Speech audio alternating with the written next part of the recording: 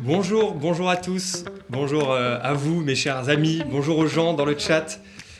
Désolé pour les quelques soucis techniques qu'on a eus, mais merci d'être présent toujours sur le chat, ça fait plaisir. On a Alain Souchy, on a Yves Remord, merci de l'encouragement. Et ça fait plaisir, on est super content de faire cette troisième émission. Ouais, non, franchement, hyper heureux de revenir après une émission sur la presse quotidienne régionale, une émission sur l'extrême droite et les médias. On revient avec un nouveau thème, un nouvel invité qui n'est pas avec nous, mais qu'on a pu interviewer. On met un peu de suspense. Voilà, pour vous rappeler, on est une émission créée par les étudiants du QEJ, une émission sur les médias. Tout à fait, et on est ensemble jusqu'à 19h, 19h30 pour parler de liberté de la presse. Alors, la liberté de la presse, c'est un grand principe de la démocratie. Elle est garantie par la loi de 1881 en France et qui garantit la création de médias sans le contrôle du pouvoir, qui garantit la non-censure des journalistes et une certaine liberté dans leur manière de travailler. Elle garantit beaucoup de liberté, cette loi, mais on verra aussi avec toi, Camille, que cette loi elle est sans cesse attaquée.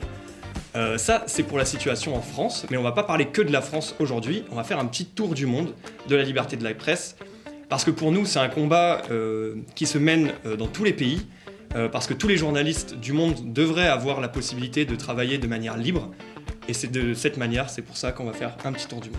C'est ça, c'est comme ça qu'on vous l'a vendu. Et comme je disais au tout début, l'émission de ce soir, donc, elle devait être avec un invité fil rouge comme d'habitude, Thibaut Brutin, directeur général de Reporters sans frontières. On est hyper heureux d'avoir pu le rencontrer. Mais avec des petits problèmes de timing de studio, il n'a pas pu être là ce soir aujourd'hui. Et donc on a tourné toutes nos questions lundi et on aura l'occasion de diffuser plusieurs extraits de son interview tout au long de l'émission. Et on diffusera aussi l'interview en complet sur Instagram, YouTube, comme on avait pu le faire avec notamment les réels de Maryse Burgot, si vous les avez vus. Allez vous abonner sur Instagram, les amis. Exactement. Et du coup, niveau sommaire, on va faire un tour en Guinée avec toi, Diarouga. On parlera aussi de la France avec toi, Camille. On ira voir les États-Unis, Hong Kong où la liberté se casse un peu la figure. On ira voir les actions de Reporters sans frontières en Russie. Et on parlera des zones de conflit où le contrôle armé, la propagande rendent difficile le métier de journaliste. On aura un jeu aussi. Et on va commencer assez vite avec toi, Diarouga, du coup.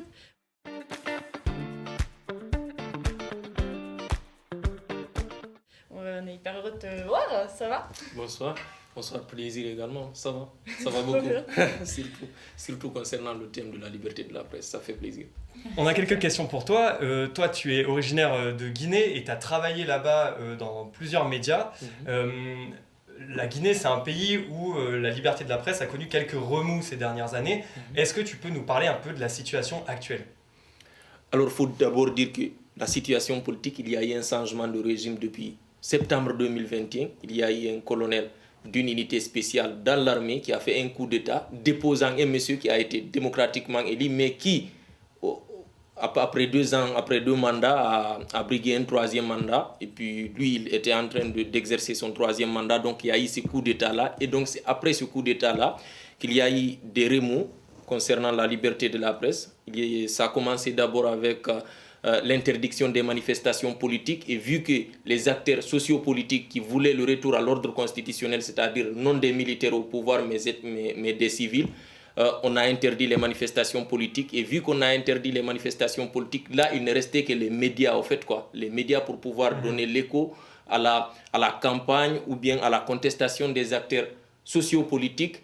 Et vu l'État qui voyait cela, les militaires, ils ont essayé de museler la presse en commençant par brouiller les pistes, les fréquences, c'est-à-dire si vous écoutez la radio, les radios les plus connues, c'est-à-dire Espace FM, Dioma FM, FIM FM, qui étaient les radios les plus connues, qui étaient les radios les plus écoutées et qui avaient des émissions vraiment qui étaient bonnes et qui avaient beaucoup d'employés, c'est plus de 500 emplois.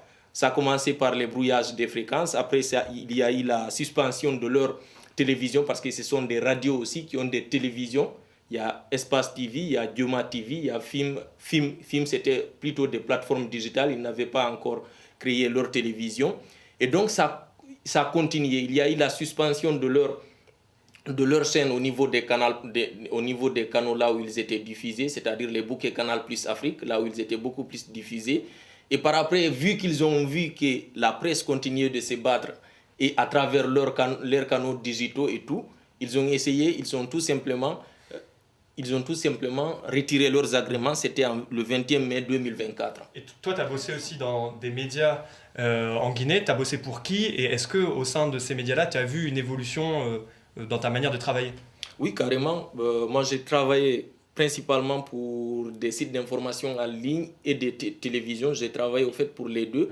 Et là où je travaillais pour la télévision, par exemple, parce qu'on a beaucoup plus muselé les médias audiovisuels qui avaient beaucoup plus d'employés et qui avaient beaucoup plus d'écho au sein de la population. Il faut savoir que la population n'est pas autant que cela alphabétisée en français. Donc tout le monde ne peut pas avoir accès à un site d'information en ligne pour pouvoir lire très bien, comprendre ce qui est écrit et tout. Mais en écoutant la radio, en regardant la télévision, la personne pourra comprendre ce qui prévaut, quoi. Donc les militaires comprenant cela, ils s'en sont pris aux télévisions. Et moi, je travaillais pour l'une des télévisions qu'on appelle le Djeli TV.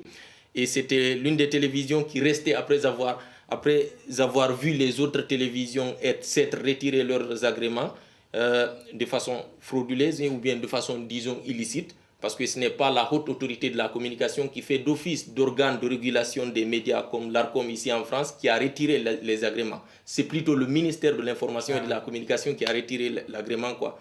Donc il y a un problème même judiciaire ou même étatique, c'est vraiment illicite, quoi.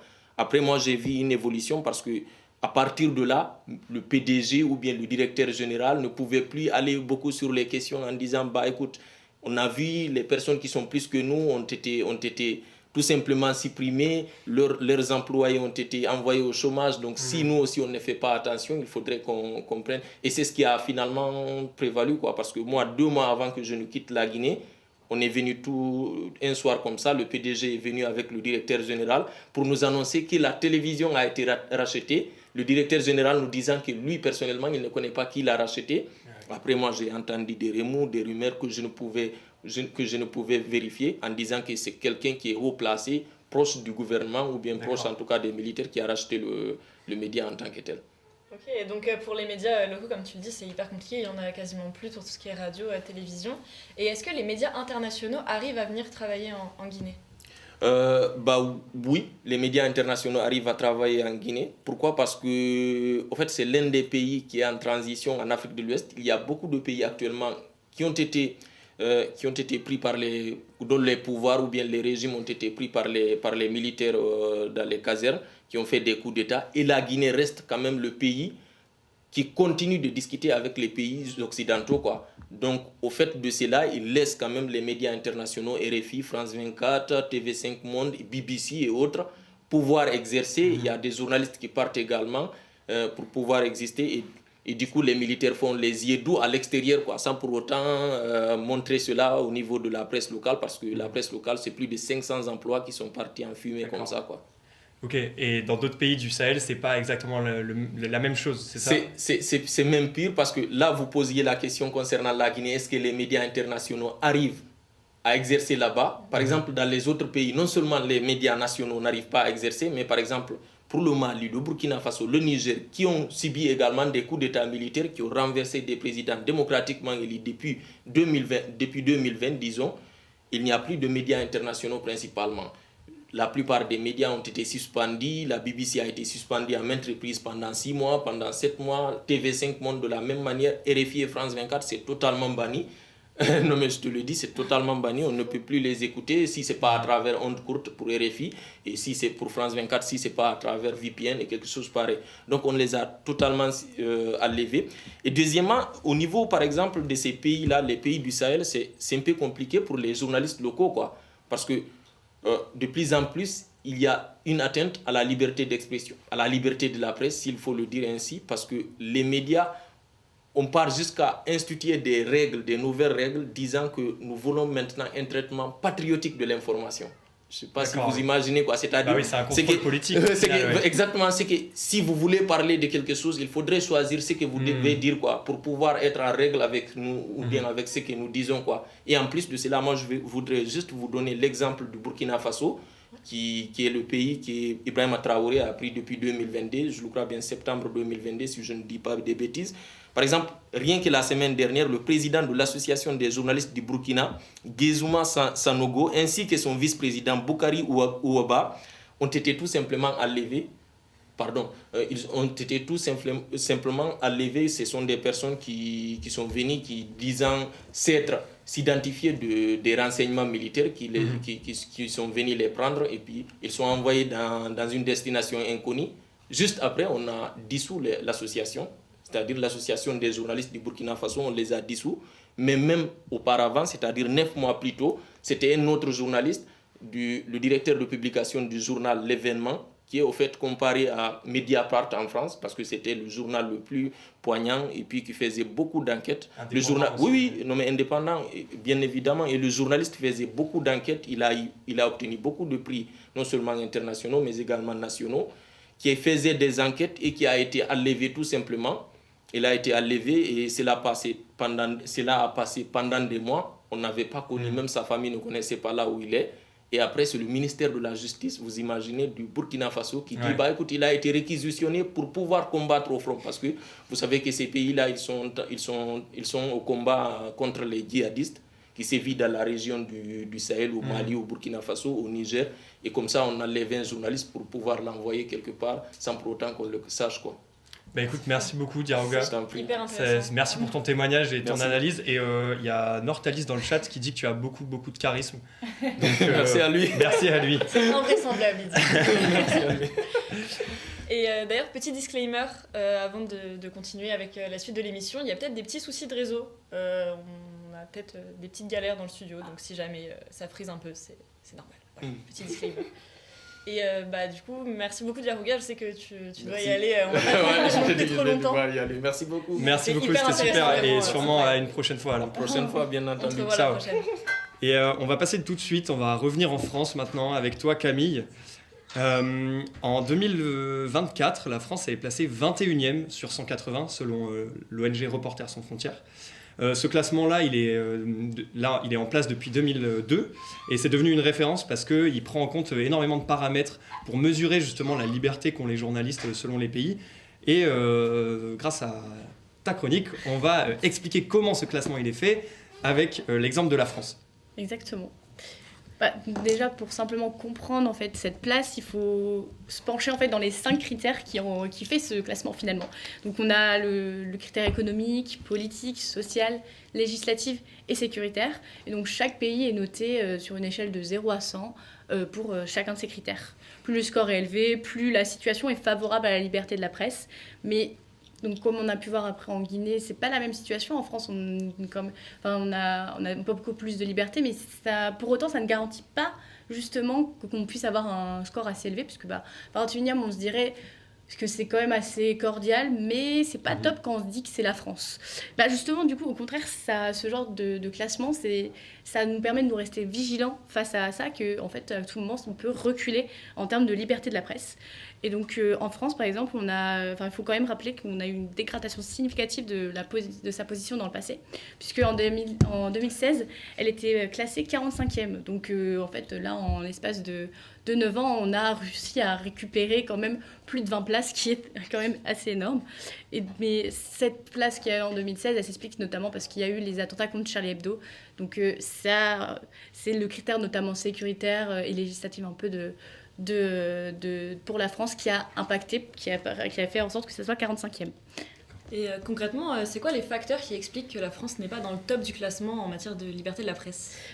Celui qui importe le plus aujourd'hui, c'est vraiment le critère économique, parce qu'en fait, on a, du coup, en 2024, le score, il est seulement de 66, contrairement aux autres où ça tourne autour de 76 jusqu'à 88 pour celui qui est le plus haut. Donc vraiment, 66, c'est vraiment pas top. Et en fait, ça s'explique tout simplement parce que on est totalement en crise économique dans le secteur de la presse. Donc je pense que je vous l'apprends pas, mais pour ceux qui nous suivent, je pense peut-être que vous allez l'apprendre. Mais le secteur médiatique rencontre notamment une forte baisse dans leurs revenus publicitaires. On a la redevance de la télé qui a été enlevée en 2022, donc un coût énorme qui permettait de garantir une certaine indépendance et une certaine continuité, en tout cas pour pouvoir produire des contenus de qualité avec du coup forcément un budget qui est hyper important. Mais aussi on a toute cette concentration des médias qui malheureusement s'accroît au fil des années et qui soulève une bonne question sur l'indépendance. On a des journalistes qui se retrouvent parfois donc, dans des situations délicates où dans leur recherche, ils vont devoir entrer en conflit avec ces exigences de ce qui vient d'en haut. Et donc, on va avoir une pression assez économique qui va pouvoir influencer dans la liberté éditoriale.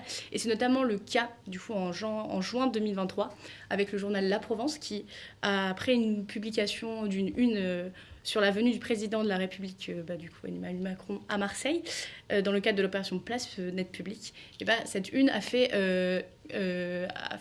une énorme controverse au sein même de la rédaction, puisque cette citation d'un habitant du quartier de la Castellane, il dit « Il est parti, nous on est toujours là », a fait polémique, puisque du coup, celui qui est à la tête de la province, donc Rodolphe Saadé, qui est également un proche d'Emmanuel Macron, a mis à pied le directeur de la rédaction, Aurélien Vière. De ça, on a énormément de journalistes qui ont fait grève, et donc depuis, le directeur est remis à la rédaction, encore heureux.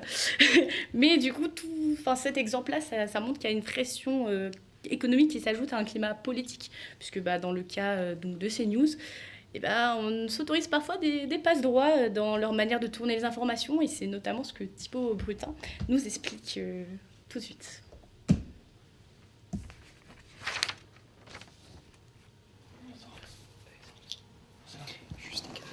Ouais, merci.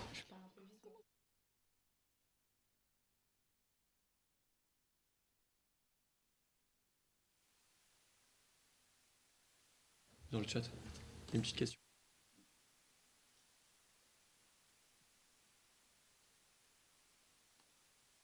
Qui est ouvert, comme l'a fait Giffier juste avant.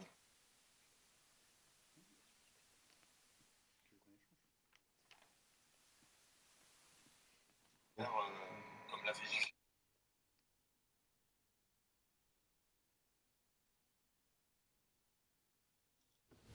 Ok, ouais. En fait, attendez juste, on a un petit souci avec le son des vidéos. On est en train d'essayer de régler ça parce que ça s'entend pas dans le chat. Désolé, mais par contre, on a une question qui nous vient de Pizza 4 Chaussures.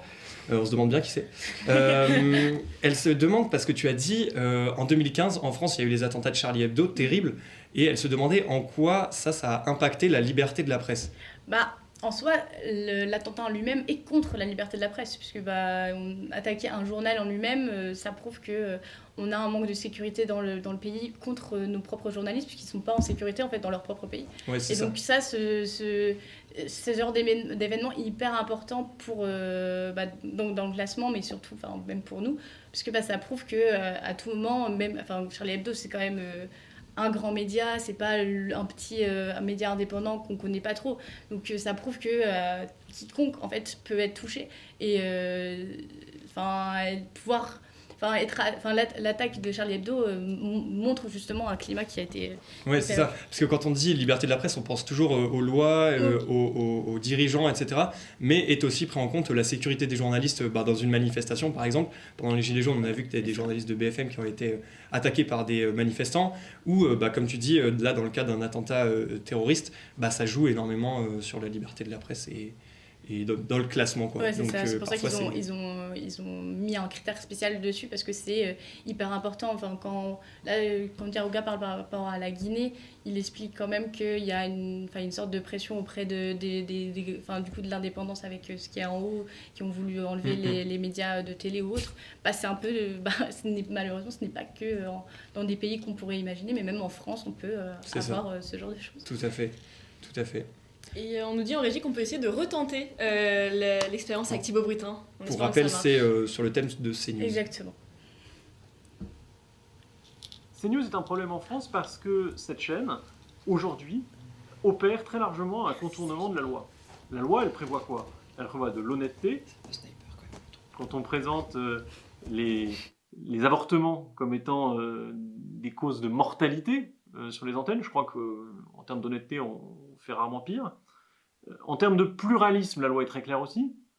Je crois que sur CNews, on peut parler d'une chambre d'écho ou d'une chorale qui s'exprime à longueur de journée sur les mêmes sujets avec le même point de vue. C'est très problématique. Et puis enfin, en termes d'indépendance, on a sorti une enquête sur les clauses de non-dénigrement qui sont signées massivement par les journalistes qui quittent le groupe Bolloré.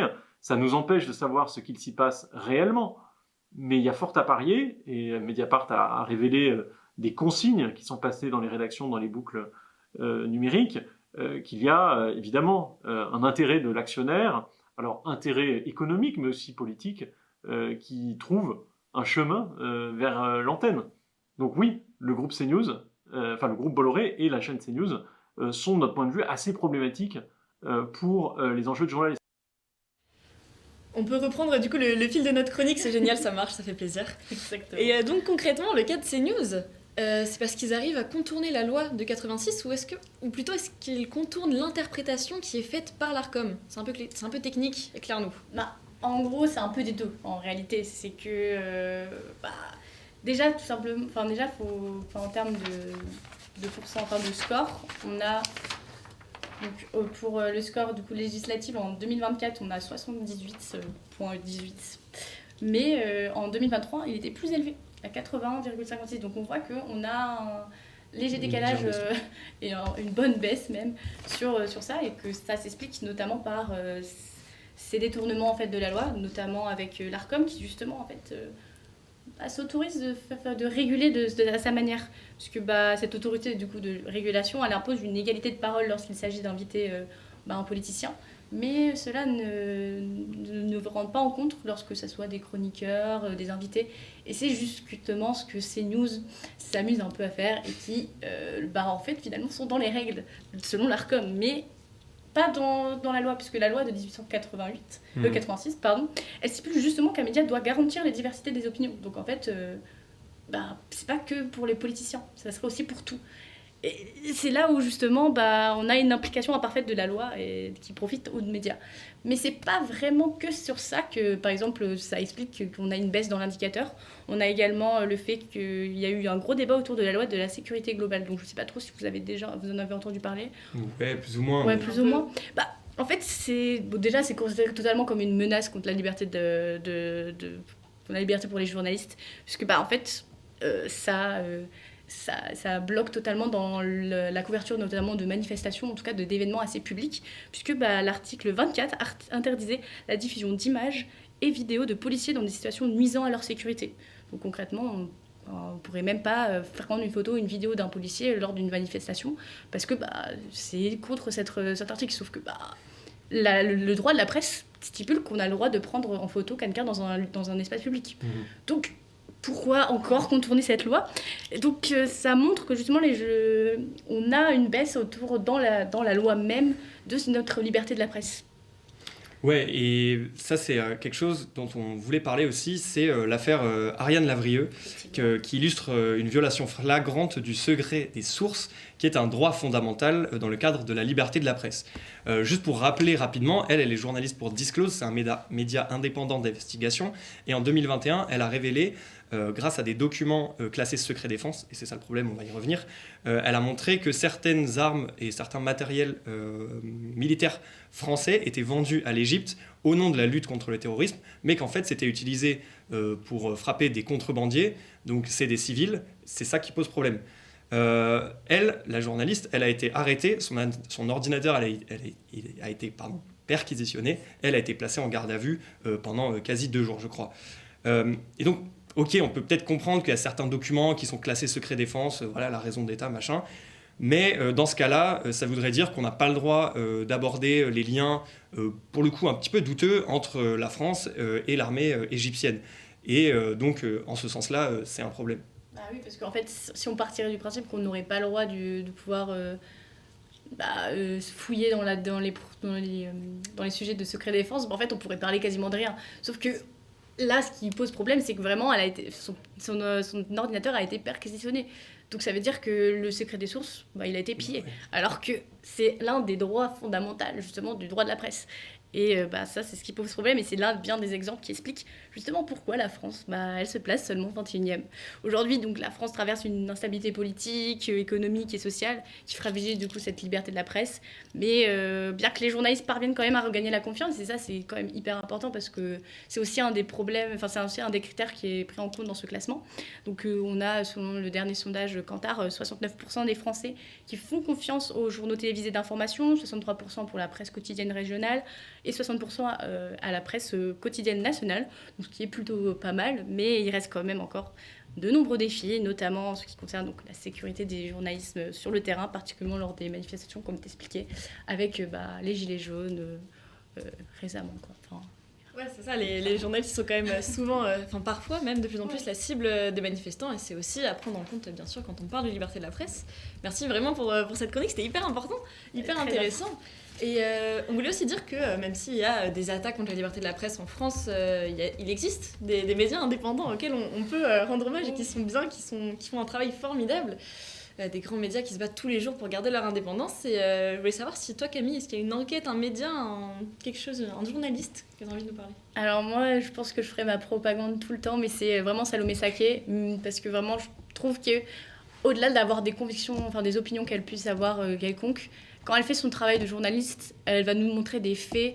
Et elle va vraiment aller à l'encontre même d'elle-même. Et ça, c'est ce qui prouve aussi qu'on peut simplement avoir ses propres convictions et pouvoir traiter de manière totalement neutre à un sujet. Mais au-delà, elle fait aussi, elle est quand même journaliste à Blast, qui est un média indépendant et qui, justement, je trouve qu'ils ont des formats qui sont hyper originaux, notamment Rhinocéros, qui montre justement toutes les dérives en fait de nos médias, et donc c'est cool aussi qu'on puisse avoir un regard critique sur son propre métier, et donc ça garantit toujours cette liberté de la presse au fil de l'année. Tout à fait, et on a encore la chance d'avoir ce genre de médias qui peut se créer. Pour donner un petit exemple sur ce que tu dis, c'est vrai que Salomé Saké a vraiment souci de conserver à chaque fois sa déontologie journalistique, même quand elle parle de sujets qui relèvent de ses convictions personnelles. Il y a son dernier bouquin qui est sorti récemment qui s'appelle Résister, qui invite à résister contre la montée de l'extrême droite dans les médias et aussi la montée de l'extrême droite dans les sociétés.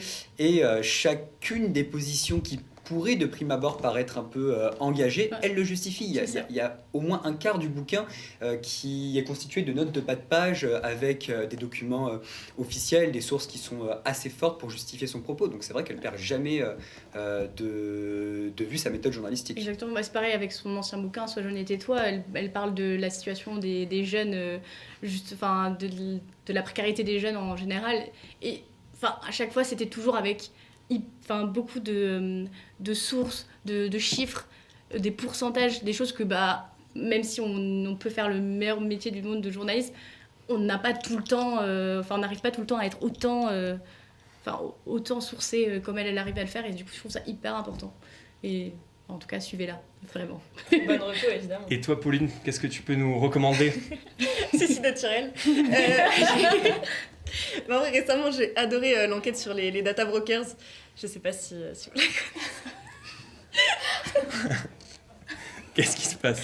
La transition qu'ils ont fait. Allez, toujours au top de la technologie.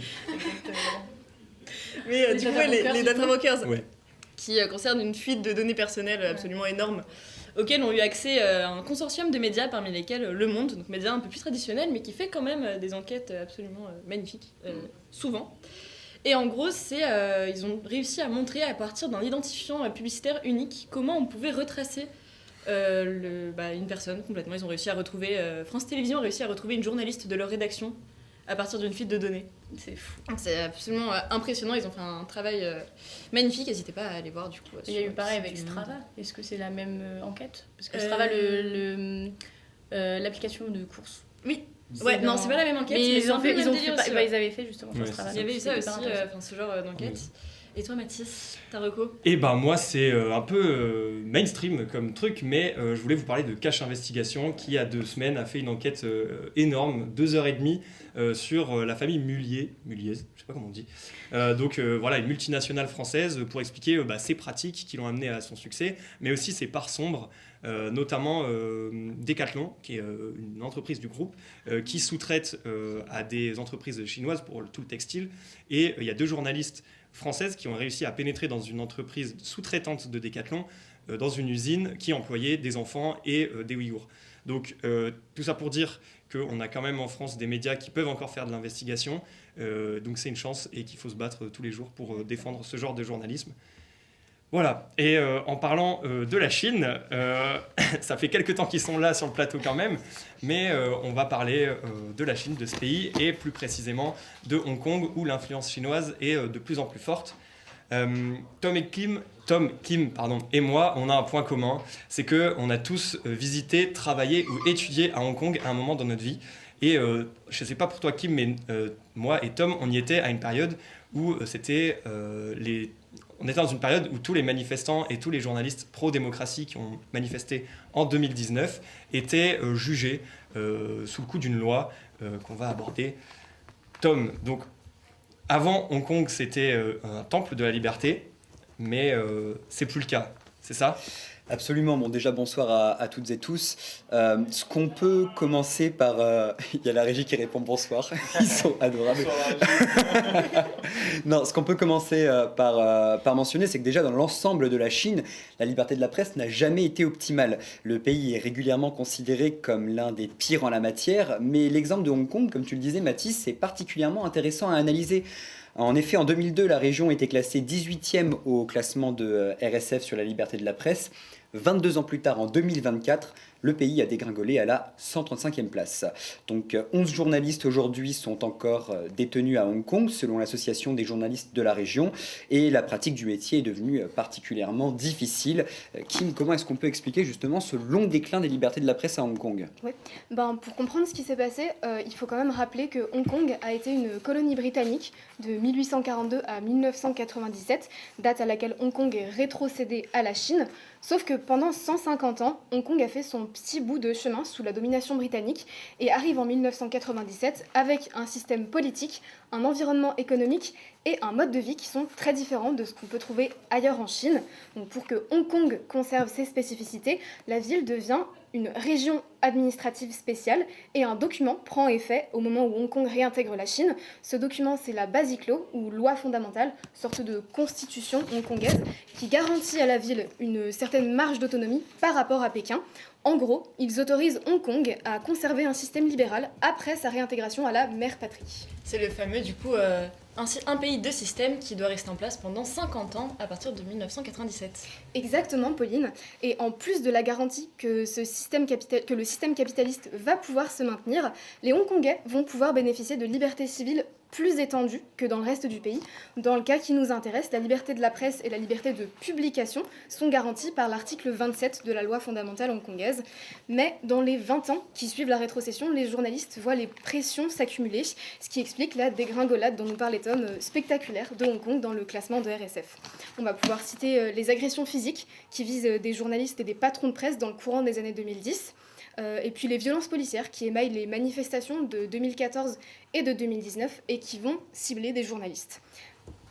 Ouais, c'est vraiment dramatique. Et les médias publics, comment ils travaillent encore ? Ouais. Du côté des médias publics, c'est pas très reluisant non plus. Le gouvernement nomme Patrick Lee à la tête du groupe audiovisuel Radio-Télévision Hong Kong en 2021. Lui, il n'hésite pas à user de son pouvoir de censure sur les productions et les archives du groupe. Donc sur la seule année 2021, ce sont pas moins de 12 émissions qui sont déprogrammées et plus de 200 programmes d'archives qui sont supprimés du compte YouTube du groupe. À tout ça, on va pouvoir ajouter des licenciements qui sont très peu clairs sur de journalistes qui sont considérés comme trop critiques. En 2016, par exemple, le rédacteur en chef du quotidien Mingpao est licencié quelques heures seulement après la publication du volet hongkongais des Panama Papers, un licenciement qui est très rapidement dénoncé par le personnel du journal, qui s'insurge contre une sanction politique. Mais le clou dans le cercueil, Tom, c'est les manifestations de 2019 et la loi de sécurité nationale qui est imposée par la suite. C'est tout à fait ça, Kim. En 2019, la chef de l'exécutif hongkongais, donc une certaine Carrie Lam, propose un amendement pour permettre à la justice d'extrader des résidents hongkongais vers la Chine. Et tout ça, c'est une menace directe pour les opposants au régime de Pékin qui se sont réfugiés dans la région. Et au-delà de tout ça, c'est aussi une menace pour l'autonomie même de Hong Kong. La réaction est alors immédiate. Des centaines de milliers de personnes protestent pendant plusieurs mois dans les rues. Au pic du mouvement, ce sont 2 millions d'individus, soit presque 30% de la population locale. Admiralty, le quartier des affaires, est submergé par la foule. Les manifestants réclament d'abord le retrait de la proposition d'amendement, puis élargissent leurs ambitions. Amnistie de leurs camarades arrêtés, démission de Carrie Lam et surtout suffrage universel pour les prochaines élections. Hong Kong rêve alors de démocratie. Et il me semble du coup que c'est le mouvement social le plus important de l'histoire de la région. Oui, c'est tout à fait ça, Pauline. En octobre 2019, la protestation paix, la proposition d'amendement est finalement retirée. Crier victoire, pas si vite. Dans la Chine de Xi Jinping, on ne s'insubordonne pas sans conséquence. Fin juin 2020, Pékin impose alors à Hong Kong une loi de sécurité nationale qui punit tout acte de subversion, de sécession, de terrorisme et de collusion avec les puissances étrangères. Les peines vont de 3 ans de prison jusqu'à la perpétuité. Et c'est cette fameuse loi qui s'appelle National Security Law, est-ce que c'est ça? Et qui vient sceller le déclin de la liberté de la presse. C'est tout à fait ça, Mathis. La loi de sécurité nationale est particulièrement floue, de quoi permettre à Pékin donc de museler facilement ses opposants. Ainsi, un média qui soutient les manifestations pro-démocratie peut facilement être accusé de véhiculer des idées subversives et tomber sous le couperet de la loi. Il s'agit en fait d'un instrument de coercition très abouti et le moins qu'on puisse dire, c'est que la Chine ne se gêne absolument pas pour l'utiliser. Depuis 2020, selon RSF, au moins 28 journalistes ont été poursuivis pour des crimes contre l'État, notamment sur la base de la loi de sécurité nationale. Et l'un des exemples phares de la répression des voix dissidentes, eh bien, c'est celui de Jimmy Lai. Oui, eh bien Jimmy Lai, c'est un homme d'affaires hongkongais qui, depuis les manifestations de la place Tiananmen en 1989, s'est toujours positionné en faveur des mouvements pro-démocratie à Hong Kong. C'est aussi le fondateur du quotidien Apple Daily, qui est un hybride entre un tabloïd et un journal engagé pro-démocratie. Aujourd'hui, Jimmy Lai, il a 77 ans, il est détenu depuis décembre 2020 et il est accusé de sédition et de conspiration avec des forces étrangères, des charges pour lesquelles il risque la prison à perpétuité en vertu de la loi de sécurité nationale. Et plus précisément, Jimmy Lai donc, est accusé d'avoir incité, grâce à son média Apple Daily, des puissances étrangères à sanctionner la Chine et le gouvernement hongkongais pendant les manifestations pro-démocratie. En conséquence, donc le 17 juin 2021 au matin, des dizaines de policiers perquisitionnent le siège du média, ils saisissent les ordinateurs, ils arrêtent les dirigeants. Plus de 2 millions d'euros d'avoirs du média sont gelés à la banque. Apple Daily est contraint de fermer quelques jours plus tard. Mais Jimmy Lai et son journal ne sont qu'un exemple de cette tendance plus large qui touche l'ensemble des médias de la région.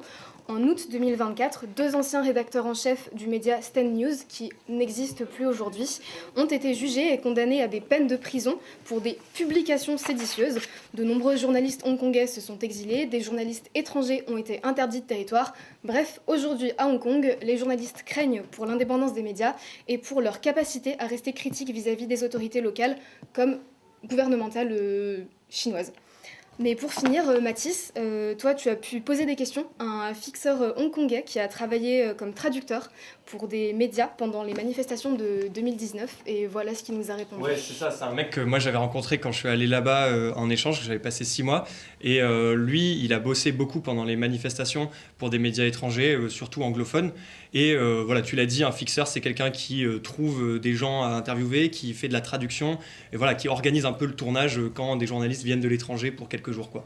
Et lui, aujourd'hui, sa vie, c'est un petit peu compliqué, quoi, parce que il est accusé d'avoir collaboré avec des médias étrangers pour dire des fausses informations sur Hong Kong, pour voilà, critiquer le gouvernement et surtout parler des manifestants qui remettaient en cause totalement le gouvernement.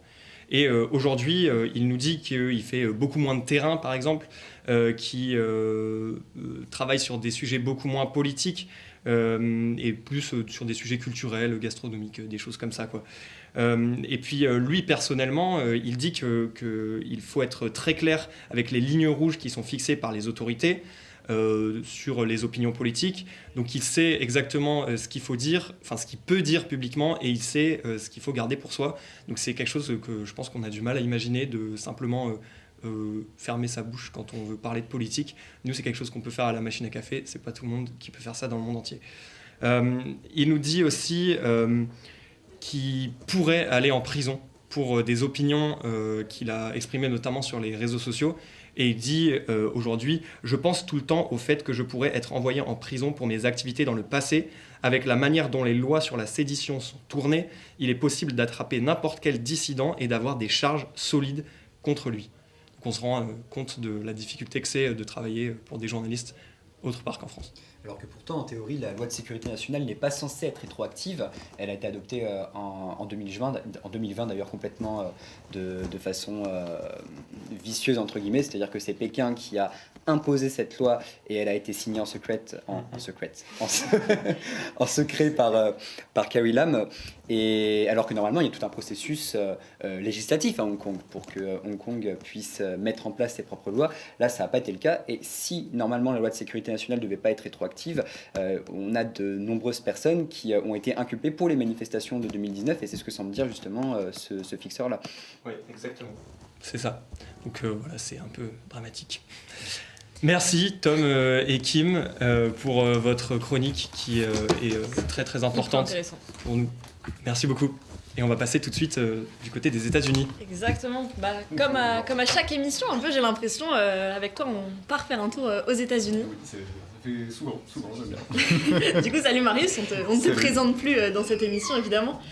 Et donc, on va parler donc, des États-Unis. Le retour de Trump au pouvoir, ça a marqué un réel tournant pour les journalistes américains. Basiquement, on a assisté à une campagne presque entièrement fondée sur la haine des médias, le déni de la vérité.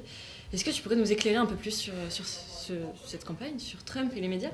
Alors oui, tout à fait, mais moi je vous propose quand même de commencer par un petit panorama du paysage médiatique américain qui est assez singulier en 3 points principaux.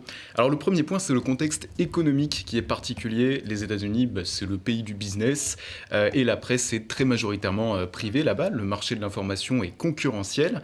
Ça a 2 conséquences. La première, c'est de favoriser les contenus journalistiques assez trash au détriment du journalisme d'intérêt public. Et la deuxième conséquence, c'est de ne pas laisser beaucoup de chance aux entreprises de presse qui ne sont pas très rentables. Le cas typique de la presse, dont on avait évoqué cette situation, je crois déjà dans Flamme & Talk, c'est la disparition des journaux locaux aux États-Unis. Ces dernières décennies, beaucoup d'entre eux ont fermé par manque de rentabilité et des zones entières du pays sont devenues ce qu'on appelle des déserts informationnels. Le deuxième point, c'est que les médias sont hyper concentrés, bien plus qu'en France, dans l'audiovisuel. Par exemple, il y a en gros 6 acteurs qui détiennent à peu près tout. Mais je vous ai fait une carte que je sors de ma besace. Encore une fois. Donc vous pouvez voir les groupes principaux d'audiovisuel aux États-Unis. Et il y a celui-ci, notamment, qui est celui de Rupert Murdoch. La régie te fait un zoom absolument magnifique. Un magnifique zoom, c'est fantastique. Vous connaissez peut-être Rupert Murdoch, c'est un mania très conservateur. Et ça nous emmène vers le 3e point, qui est que les médias partisans ont un poids très important aux États-Unis. Fox News, que ce cher Rupert Murdoch détient donc, est l'une des chaînes d'infos les plus regardées du pays, devant CNN notamment. Globalement, on peut dire un peu tout et n'importe quoi sur ces médias partisans. Fox News est hyper pro-Trump, par exemple, et n'hésite pas à relayer des fausses informations. Le premier amendement de la Constitution américaine, celui qui définit la liberté de la presse et la liberté d'expression, ne pose aucune limite. C'est aux États de légiférer comme ils le veulent. Bon, là, on a le contexte général. Est-ce que tu peux nous dire comment Trump a considéré les médias pendant sa campagne et comment il les considère dans ce début de mandat ? Alors, sauf pour ceux de Fox News, le comeback de Donald Trump s'est carrément fait dans la douleur pour les journalistes. Les médias ont servi de punching ball durant toute la campagne. RSF a compté et sur les mois de septembre et d'octobre 2024, en pleine campagne donc, Donald Trump a attaqué plus de 100 fois les médias traditionnels dans ses prises de parole. Alors, je vais vous passer 2 extraits issus des derniers mois de sa campagne et de ses premiers mois de mandat. Pour le contexte, le premier extrait se passe pendant une conférence de presse portant sur la Coupe du Monde 2026. Il n'y a pas de clash, j'étais là. Vous êtes juste un fauteur de troubles et vous n'êtes pas censé poser ce genre de questions maintenant parce que là, on parle de Coupe du Monde. Elon s'entend bien avec Marco et ils font tous les deux un fantastique travail. Il n'y a pas de clash. Avec qui êtes-vous? Pas étonnant. Ça suffit, NBC. Ma question, monsieur, maintenant que vous avez demandé aux électeurs afro-américains de voter pour vous, pourquoi devraient-ils le faire alors que vous avez utilisé des termes insultants à leur égard? Tout d'abord, je ne pense que je n'ai jamais été interrogé d'une manière si horrible. Vous ne dites même pas bonjour, comment allez-vous? Êtes-vous de la NBC? Parce que je ne pense que c'est vraiment une chaîne de désinformation, une terrible chaîne de télévision. Oui, pendant cette campagne, Donald Trump est passé au-delà de la rhétorique populiste classique sur les médias contre les intérêts du peuple. Non, là, ça a été vraiment beaucoup plus violent. Il a notamment évoqué des choses comme la possibilité de révoquer les licences de diffusion des chaînes de télévision qui auraient des opinions critiques contre lui. Et il a aussi appelé à emprisonner les journalistes qui refusent de donner leurs sources, une vision assez poutinienne de la liberté de la presse, donc. Il a fait sa campagne dessus, mais est-ce qu'une fois au pouvoir, est-ce qu'il s'attaque concrètement à la liberté de la presse et à la liberté d'expression ? En fait, c'est assez insidieux. En janvier, Donald Trump a publié un décret visant à, je cite, avec de très très très gros guillemets, restaurer la liberté d'expression et mettre fin à la censure fédérale. Sur le papier, ça semble très louable, mais en fait, avec ce texte, l'administration Trump a permis aux entreprises de réseaux sociaux de faire sauter tous leurs garde-fous. Alors, ciao les services de fact-checking de Facebook et main libre pour Elon Musk qui peut abattre définitivement toute modération sur X, anciennement Twitter. Le champ de la liberté d'expression a toujours été extrêmement large aux États-Unis. Je vous rappelle qu'on peut encore aujourd'hui défiler avec des drapeaux nazis dans la rue, par exemple. Mais Donald Trump, lui, il porte vraiment une vision absolutiste de ça. Il considère qu'il ne faut aucune modération et il met sur le même pied d'égalité le débat rationnel, les opinions extrêmes et les affirmations totalement fausses. En fait, c'est la figure même du journalisme rigoureux, celui qui travaille à partir de faits établis, d'une vérité établie, qui apporte de la rationalité dans le débat public, qui lui est insupportable. Et tu as des exemples concrets au plan national ? Alors tout à fait, par exemple, Donald Trump a gracié 6 émeutiers de l'assaut du Capitole qui avaient attaqué des journalistes. Il a banni l'agence Associated Press des conférences de presse de la Maison-Blanche et à cause de ces coupes dans de nombreuses agences fédérales, les journalistes ont perdu beaucoup de sites qui leur servaient de source. Et puis les attaques sont aussi personnelles. Il passe par la justice pour museler des journalistes. Par exemple, il poursuit le Des Moines Register, c'est un journal local de l'Iowa, pour avoir publié un sondage lui étant défavorable durant la dernière campagne présidentielle. Et il poursuit aussi le Pulitzer Center, donc, qui décerne le prix Pulitzer pour avoir récompensé la couverture des liens présumés de sa campagne de 2016 avec la Russie. On a une petite question dans le chat sur la réaction des médias démocrates. On va y venir, patience. Donc là, tu nous as donné des exemples au niveau des États-Unis, mais les médias américains, les plus gros, diffusent dans le monde entier et donc ont une influence sur le monde entier. Trump a aussi coupé les financements dans ce domaine. Est-ce que tu peux nous en dire un peu plus ? Oui, c'est une conséquence qui est assez peu connue, mais les coupes drastiques dans les programmes de l'USAID qui ont été décidés donc par Donald Trump au début de son mandat ont impacté des médias dans le monde entier. Thibaut Brutin nous explique. Sur la question internationale, on voit la violence de Trump. C'est-à-dire que non seulement il a coupé le financement de USAID. USAID, c'est bien sûr une organisation de développement média et ça a des conséquences pour la faim dans le monde, la maladie dans le monde. Mais aussi, c'est une organisation qui finance des médias. Et les médias, notamment en Ukraine, ils sont 9 sur 10 à bénéficier aujourd'hui de financements internationaux. Pas que du USAID, hein. Mais c'est donc massif l'impact que ça a sur les médias dans le monde. Et puis deuxième coup de tonnerre, ça intervient en début mars 2025 lorsque Donald Trump signe un décret gelant les financements de l'USAGM.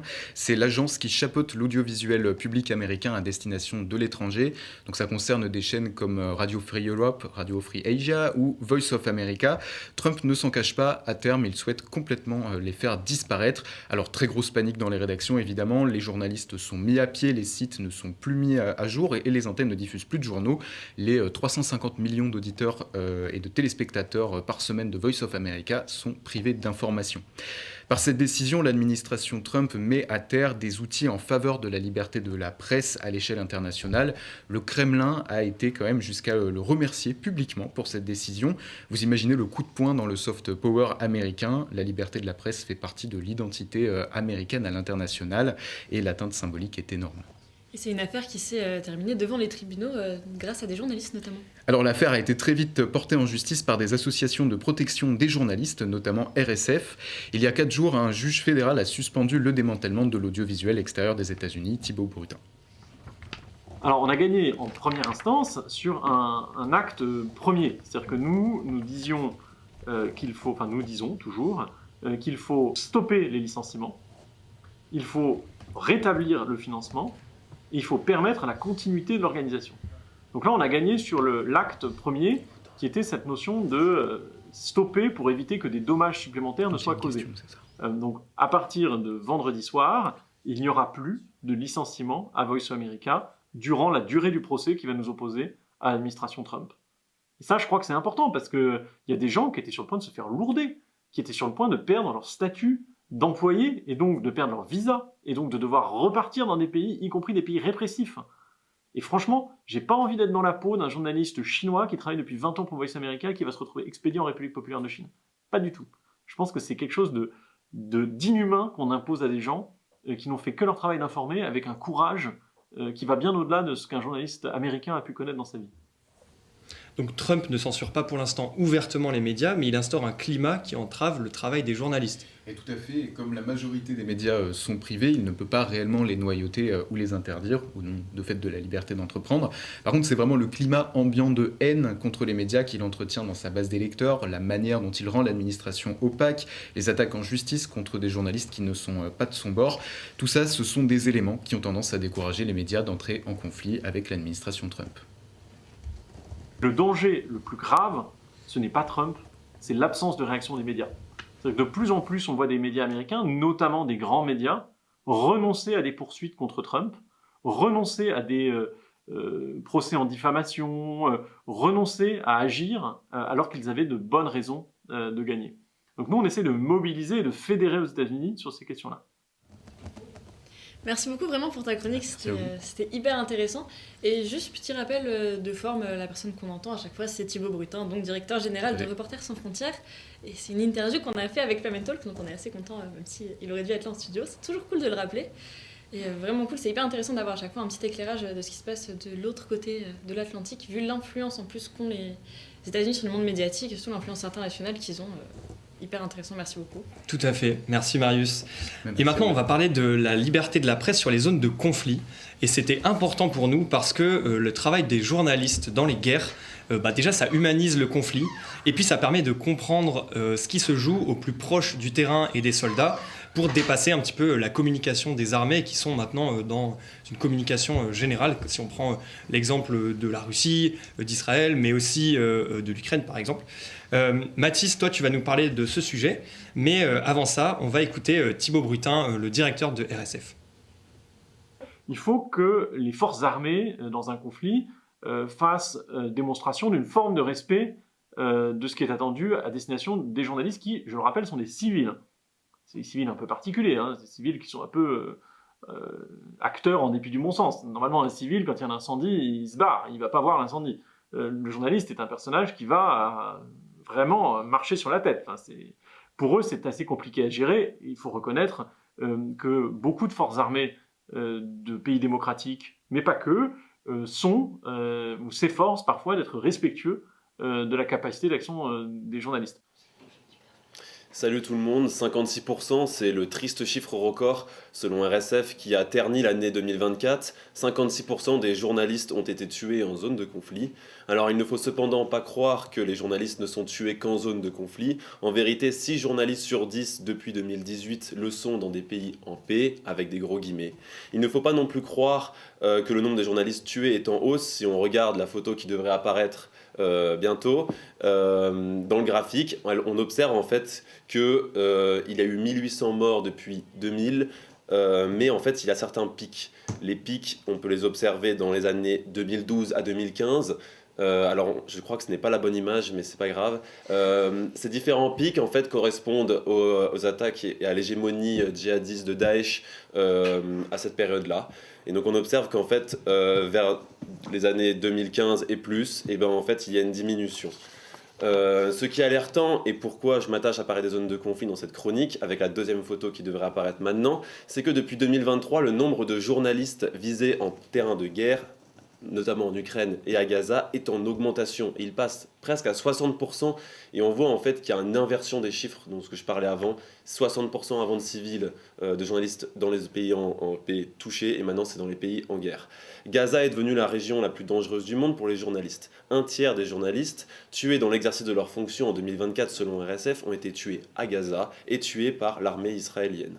On parle souvent des journalistes assassinés, par contre on parle moins de l'aspect judiciaire qui suit et des enquêtes. Pour Thibaut Brutin, l'impunité de ces crimes est une question qu'il faut prendre à bras le corps. Nous, on pense qu'un des principaux problèmes pour la sécurité des journalistes aujourd'hui, c'est l'impunité des crimes commis contre les journalistes. Il y a 9 crimes sur 10 qui restent impunis. Comment voulez-vous que les forces armées, les groupes terroristes, les criminels, les mafias aient peur? Tu sais que tu as 9 chances sur 10 de t'en tirer quand tu flingues un journaliste. C'est incroyable, il n'y a pas beaucoup de crimes dans le monde qui sont aussi largement impunis. Et donc, nous, on pense qu'il faut augmenter ce prix de la mort d'un journaliste, faire en sorte qu'il y ait des sanctions individuelles et collectives pour ceux qui sont commanditaires ou acteurs des assassinats de journalistes, qu'il faut qu'il y ait une identification réelle et une vraie volonté de la part des autorités qui sont compétentes de poursuivre ces crimes. Il ne faut pas qu'on baisse les bras. Nous, on est soutien, par exemple, du procureur ukrainien qui lutte contre les crimes contre l'humanité et contre les droits de l'homme.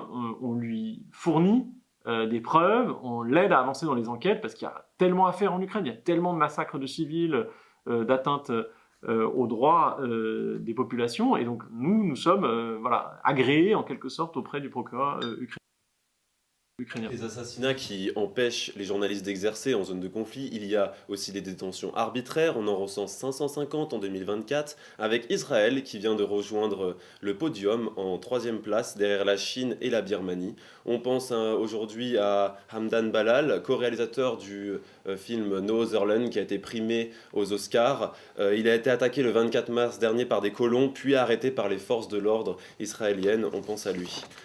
La Turquie, maintenant, s'est fait remarquer à ce niveau-là depuis l'arrestation du maire d'Istanbul, Ekrem İmamoğlu, le 23 mars dernier. Mark Lowen, reporter de la BBC, lui, a été expulsé. Mais lui, il a eu de la chance, contrairement à d'autres. On pense à Joakim Medin, journaliste suédois, qui a été arrêté, je le cite, pour insulte au président et terrorisme.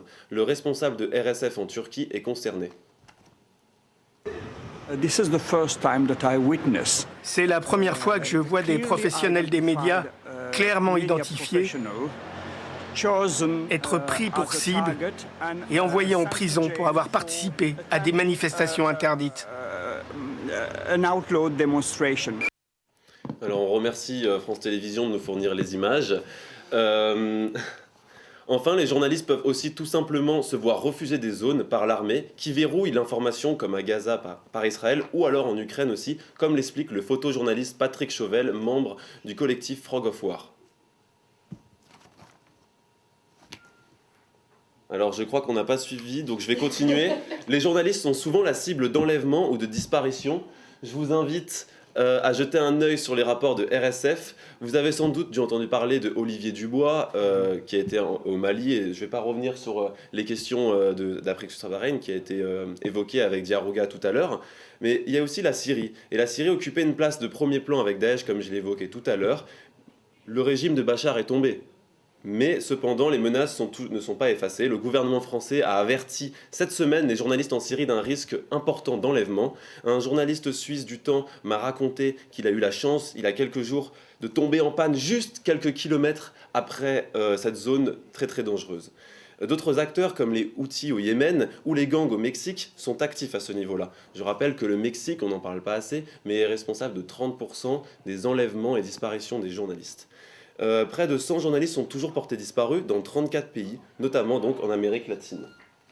Enfin, les journalistes, comme je l'ai dit tout à l'heure, ils sont aussi tout simplement, ils ont des difficultés à exercer, et c'est ce que je voulais dire mais que je me suis trompé tout à l'heure. Donc on va passer maintenant à Patrick Chauvel qui va nous raconter les difficultés sur le terrain, notamment en Ukraine. Merci. Le contrôle de la presse fait partie de la stratégie militaire. Je m'appelle Patrick Chauvel, je suis journaliste, je fais de la photo. En Ukraine, moi j'ai fait à peu près, je crois que j'ai fait 6 ou 7 voyages.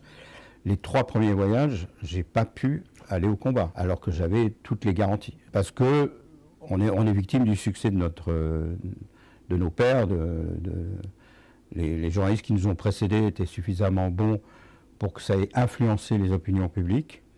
Et du coup, maintenant, le contrôle de la presse fait partie de la stratégie militaire. Donc c'est de plus en plus difficile d'avoir accès au front. Alors que ça se passe avec des connexions individuelles, mais ça s'apprend pas. Tu deviens pote avec un commandant qui finalement, malgré les interdits, va te cacher dans un blindé et t'amener au front parce que lui, il veut absolument qu'on raconte son histoire et celle de ses camarades. Avec ce collectif, on va aider les jeunes à passer à travers tout ça et à aller sur le terrain.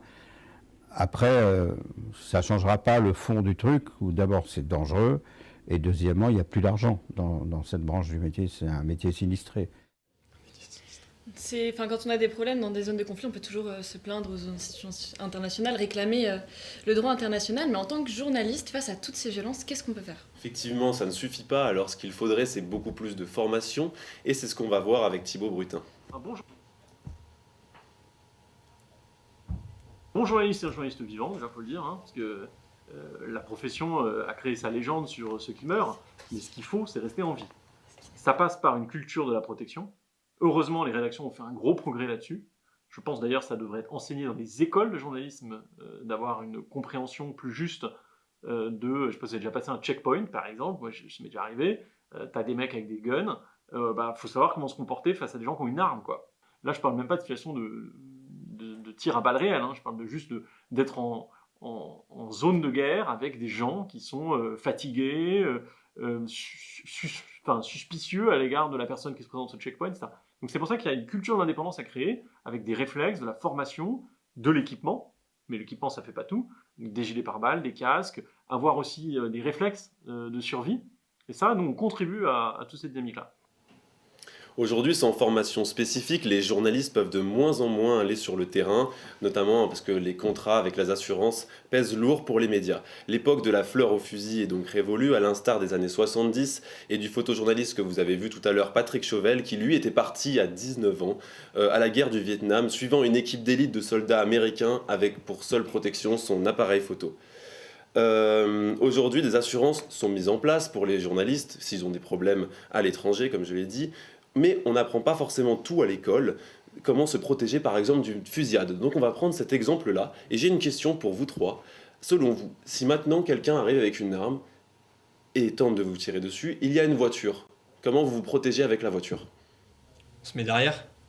Derrière, c'est-à-dire, il me faut des... je sais pas, par exemple, là t'as le tueur, là t'as toi, et là derrière t'as une voiture. Je sais pas, tu cours et tu vas derrière la voiture. Ouais, essayer de se protéger avec la carrosserie, pas les vitres, pas rentrer. Ah oui. Alors justement, je pense que j'ai en dessous. La carrosserie, c'est une vraie passoire. Et souvent, les journalistes ou les personnes qui se cachent derrière des voitures peuvent perdre leur vie parce qu'ils ne savent pas comment se protéger.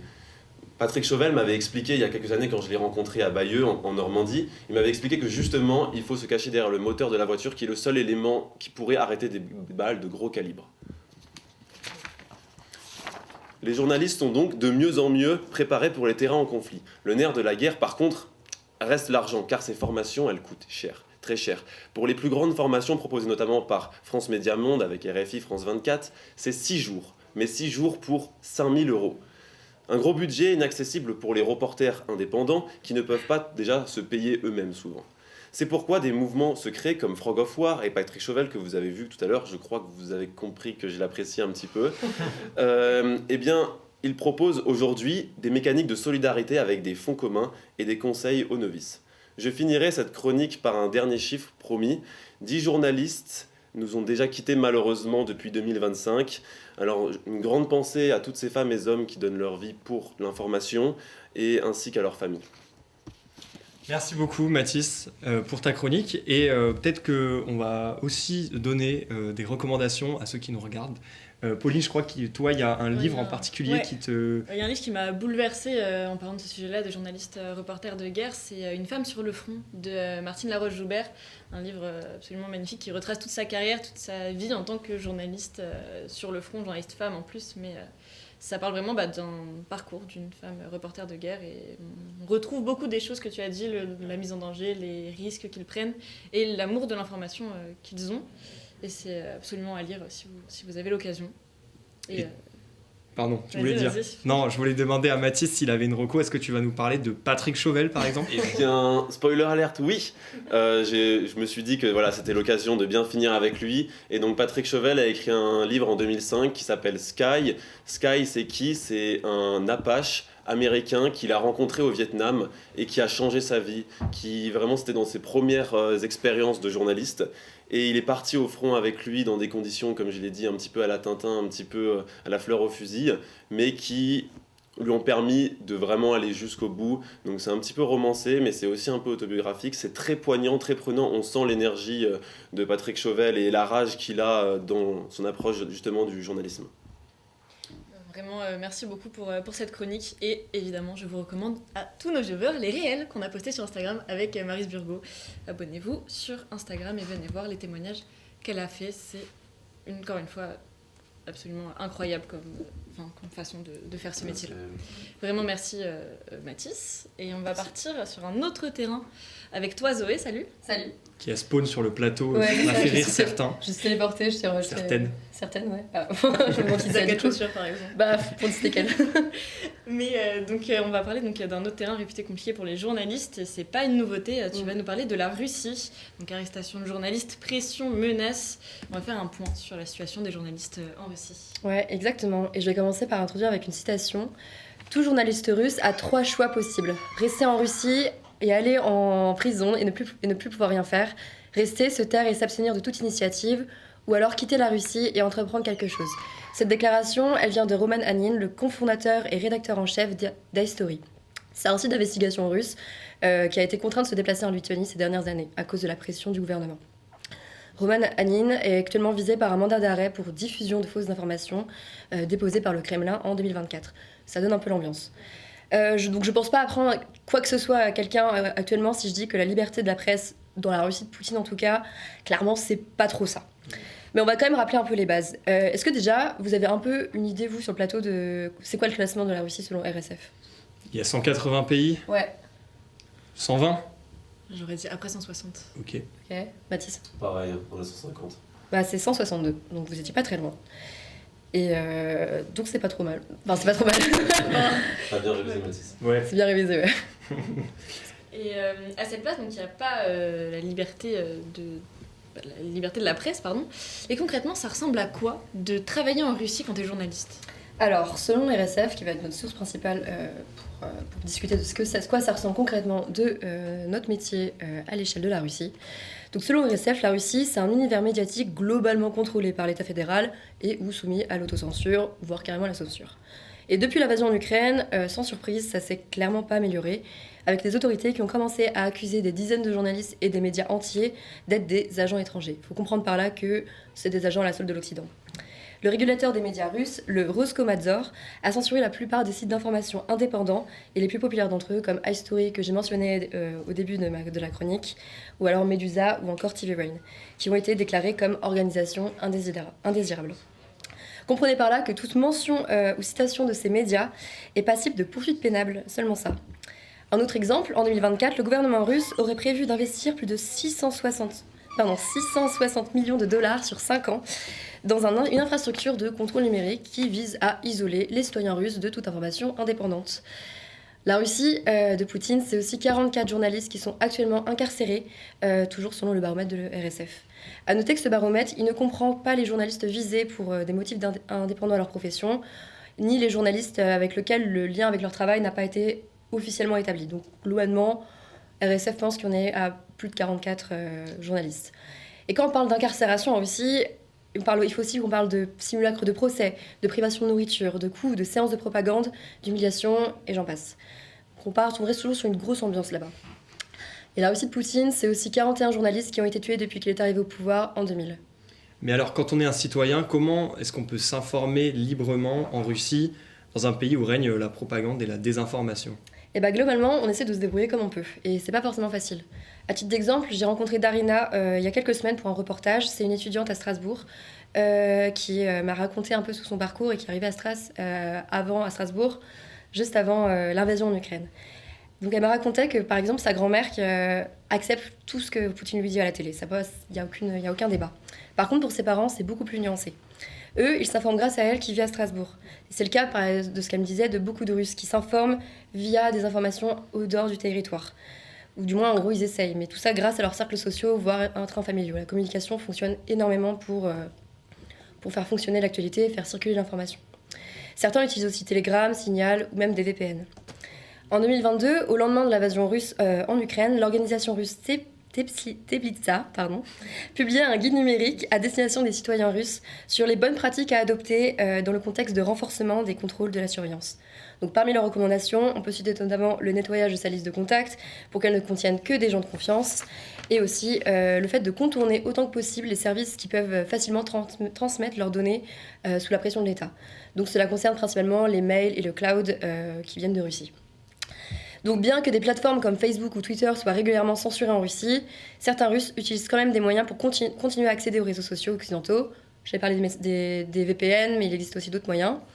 Certains se tournent aussi vers des blogueurs, des vidéastes indépendants qui exercent soit un exil à l'étranger, soit directement dans le pays au risque de leur vie.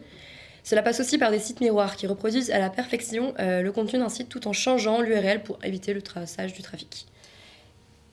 Et en parlant de contournement, justement, Reporters sans frontières, ils ont mis beaucoup de moyens en place, notamment en Russie, pour permettre de contourner cette censure. Et d'ailleurs, Thibaut Brutin nous a parlé d'une action en particulier, ça s'appelle Svoboda. Le bouquet satellitaire Svoboda, c'est une initiative qu'on a lancée l'année dernière et qui vise à diffuser des chaînes de radio et de télévision vers la Fédération de Russie. Depuis l'invasion à grande échelle de l'Ukraine, il y a une espèce de blocus informationnel en Russie. Beaucoup de citoyens se retrouvent privés d'accès à des radios et des télévisions qu'ils pouvaient consulter par le passé.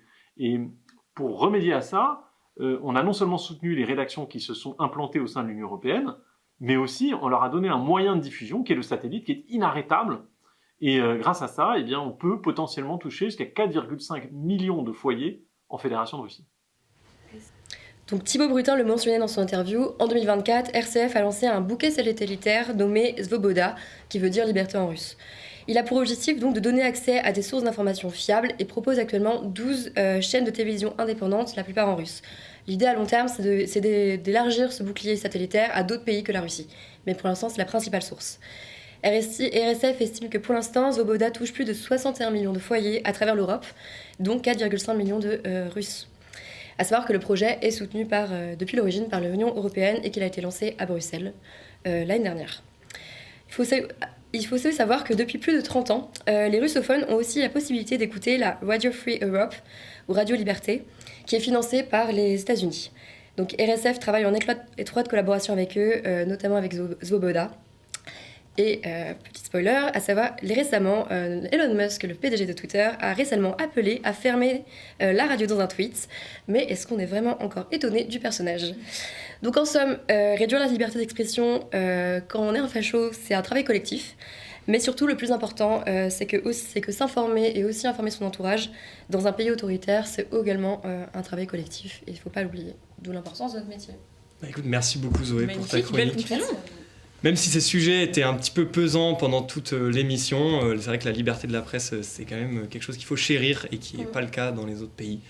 Mais en tout cas, merci à tous les chroniqueurs, chroniqueuses qui sont passés sur le plateau. Et maintenant, on va passer à un petit jeu et on va inviter tout le monde à venir, si vous voulez venir dans le jeu. Kim, Camille, Mathis, j'espère que vous êtes réveillés aussi dans le chat.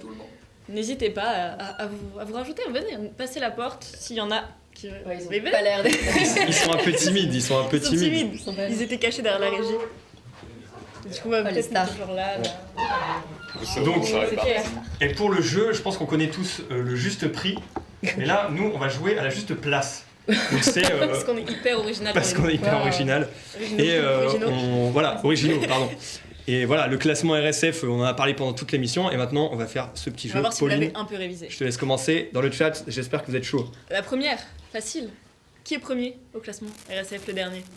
Je les ai ou Qui a une idée? Ça marche. Vas-y. Je dirais la Norvège. Non, je dis pareil. Tout le monde dit pareil. Attendez, on va un peu attendre dans le chat s'il y a des réponses. C'est pizza quatre chaussures. Moi, je crois que c'est la Suède, non Suède, Norvège. Ah ouais. Le Groenland. Norvège, Danemark. Pizza nous dit Norvège aussi, Et ou Danemark. aussi. On peut pas jouer sur deux tableaux. Hein. Mais bon, la réponse c'était la Norvège. Ah, Voilà, Ça fait vous 8 êtes, ans, je crois, consécutif. Ouais, c'est toujours l'exemple très, très bien passé. dans la liberté de la presse en Norvège. Mais Suède, Ouais. Danemark sont pas loin derrière. Donc commencez à apprendre le norvégien si ça se passe mal en France. Juste au cas où. t'inquiète. Qui est dernier? Ah, je tiens. Vas-y. L'Érythrée, je dirais. L'Érythrée, d'autres propositions? Je crois que c'est l'Érythrée. Moi je dirais l'Afghanistan. Afghanistan. Je crois que c'est l'Érythrée. Sinon, c'est la Syrie, sinon. Je crois que c'est très très bas. Pendant longtemps, ça a été la Corée du Nord, mais je crois que c'est remonté un peu. La Corée du Nord n'est pas dernière, ça c'est déjà une info. Ouais. Et n'est pas avant-dernière non plus. Et donne ma réponse à la prochaine question aussi. Oui, mais attendez, on attend que le chat parle. Là, on nous dit Arabie Saoudite, bon, voilà, on sait pas. On sait pas. Et donc, la réponse est l'Érythrée. Bravo. Bien joué. Bravo. L'Érythrée est bon dernier. Laissez avec mon genou. La team. Ah, tu veux peut-être la descendre sur le. Problème de place. Ah oui, non, mais c'est Pour le genou. Aïe. Je l'ai croisé. C'est vrai, Donc, quelle place à la Corée du Nord, puisqu'on en parlait? Attends, c'est sur 180 180. 180 payants. Ils doivent être quand même dans les. 16. Ok. Ah, moi je dis 177. Ok. 179. 175. 175. Notre opale. Non, Dans les chiffres qu'ils ont dit, c'est très ouais, bien. voilà. Très bien. 170 pour pizza 4 chaussures. 77. Oh, Ah, Joli. très bien joué. Bravo. Et non, Alain Souchit, il n'y aura pas de question foot. Ouais. On peut répondre si t'en as une. La prochaine question, quelle place à la Guinée? Qu'on en a parlé tout au début de l'émission, si vous vous en souvenez. Je dirais qu'ils sont un peu en milieu de tableau. Je dirais dans les 60, genre 65. 60, 65, Je dirais 80. Je sais pas. 80. D'autres propales? Pas du tout, franchement. Faut se mouiller, faut tenter. En vrai, je dirais la moitié, donc 90. Il y en a qui disent 90 aussi. Ouais, 70. Non. 70. Voilà, 70. On peut ne pas avoir d'avis Pareil. aussi. Hein. Comme Ouais. On doit mouiller comme ça. Vous êtes pas très loin. Ah ouais. Pas très loin, 78. Voilà, 78.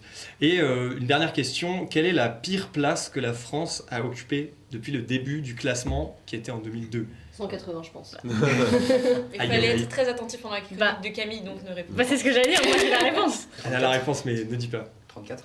34.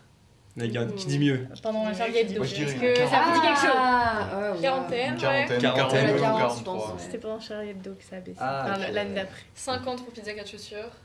On n'est Ça pas a loin. pas si bien Ouais, écouté. Pas si très loin. actif. Vas-y, La 56. réponse est... C'était 46, 45. C'est ça, à peu près. Ah oui. C'est quoi la réponse? On n'a pas cherché. Bon, bah voilà, 40. Bien sûr, on n'a pas. En fait, je comptais sur moi. Exactement. Quelqu'un a dit 46, c'est Gaia Stico. Ouais, c'est 46. Ah, Ouais, Voilà, Gaia, c'est Bien Gaia joué, Stico. bien joué à Évidemment. Gaia Bah, Gaia, Stico. de toute façon, On se elle a demande des aussi réponses, qui ouais. c'est. Ouais. Bah écoutez, Ouais, on va arriver sur la fin de l'émission, les amis. C'est triste. Mais merci à tous d'avoir été là. Merci d'avoir parlé des sujets qui nous tenaient à cœur. Merci d'avoir mentionné des journalistes qui sont enfermés dans le monde. Merci d'avoir parlé des villes ou des pays dans lesquels c'est compliqué de travailler. Et voilà, on va vous dire à bientôt, au revoir. Et à la prochaine. Hein. Et surtout La à la prochaine prochaine. émission qui arrive très bientôt sur un thème qu'on sait déjà. Et on vous fait des gros bisous dans le chat. Merci à ceux qui ont participé dans le chat. Merci à la régie. Merci Laurent. Merci Paul. Et merci à Thibaut Brutin de RSF. Oui, évidemment. Et abonnez-vous sur Twitch, abonnez-vous sur Insta, abonnez-vous sur YouTube, abonnez-vous sur... Ouais, la vidéo va arriver sur YouTube là dans quelques Exactement, jours maximum. exactement. Voilà. On avait Merci ça. à tous. À bientôt. Salut. Ciao.